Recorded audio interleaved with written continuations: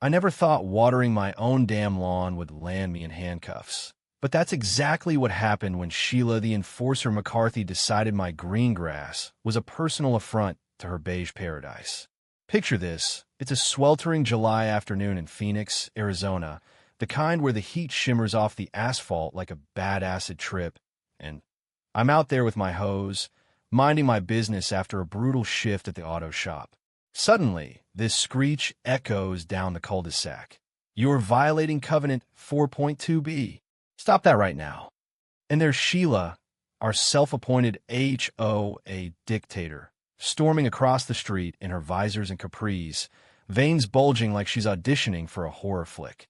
Before I can even blink, she's whipping out her phone, dialing 911 like I'm some escaped convict, yelling about trespassing on community aesthetics, and demanding they haul my ass away for eco-terrorism against the neighborhood's uniform palette. Yeah, you read that right. Eco-terrorism. For using a sprinkler on my property line. I've been putting up with Sheila's bullshit for 2 years.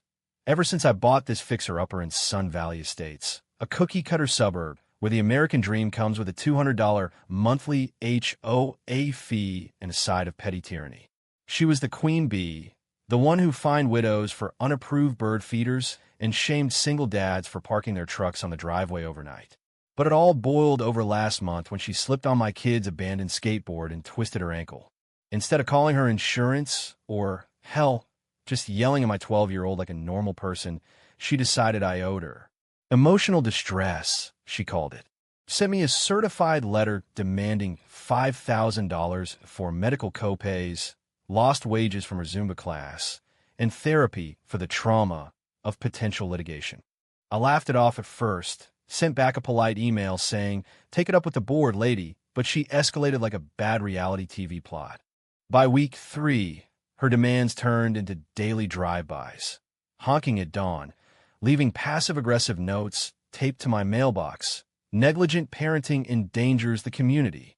Pay up or else." And corner my wife at the community pool with sob stories about how my reckless family was ruining her golden years. The neighborhood WhatsApp group exploded, half the folks rolling their eyes, the other half whispering about supporting our elders. I felt the betrayal deep, like a sucker punch from folks I'd barbecued with on the 4th. My neighbor Raj, the quiet engineer next door, even texted me privately. "Dude, just pay her. She's got the board in her pocket." But screw that. I'd clawed my way up from a trailer park in Tucson. No way was I letting some Botoxed busybody shake me down for her Lululemon habit. That's when I went nuclear. Dug through public records, old meeting minutes, and even her Facebook rants about lazy millennials destroying property values. Turns out, Sheila wasn't just a pain in the ass. She was a full-on felon in waiting. For years, she'd been siphoning HOA funds, fake landscaping contracts to her cousin's shell company, inflated utility bills padded with her personal spa memberships.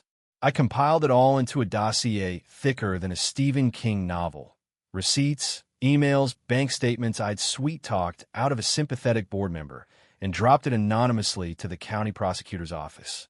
Felt like karma's own PI, heart-pounding as I hit send from a VPN on my phone. The cops showed up not for me, but for her. That blistering afternoon with the hose? It was the spark. While she was mid-9/11 tirade. "Officer, this man's assaulting our visual harmony." 2 squad cars peeled into the cul-de-sac, lights flashing like a Black Friday sale gone wrong. They didn't cuff me. They Mirandized her right there on my lawn, in front of the Ring cameras and the gathering crowd. Embezzlement, fraud, misuse of community funds. The lead detective barked, reading from his tablet like a grocery list. Sheila's face crumpled, mascara rivers, denials sputtering like a faulty engine. This is a setup. He's the criminal. But the evidence was ironclad, and by sundown, she was in county lockup, her empire of busybody bylaws reduced to a mugshot on the local news. The backlash hit like a monsoon. Petitions flew for HOA reform. Raj hosted a block party to apologize over craft beers. My wife hugged me tighter that night, whispering, "You didn't just fight back. You freed us." But the bitter twist? As they led her away, Sheila locked eyes with me, hissing through the squad door, "You'll regret this, Ramirez." I'll sue you from inside. She's out on bail now, lawyered up and plotting, but the boards dissolved her power and the neighborhood's finally breathing. Me? I sleep sounder, hose in hand, knowing revenge isn't sweet. It's just the bill coming due. And damn, does it sting when it's yours to pay.